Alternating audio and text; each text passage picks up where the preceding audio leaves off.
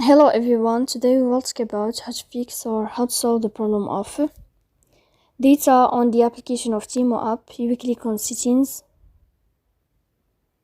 In this page you can click on apps, default apps, app settings. On above you can search about Temu app and you will enter. Here you can click on first stop and you can click OK. After that you'll enter to the window of storage. Then you can click clear cache. Don't click clear data because that can delete your account.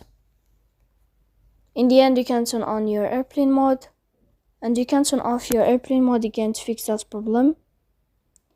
So please don't forget to support us by like and subscribe. See you next time in another video, and thank you for your attention and your watching.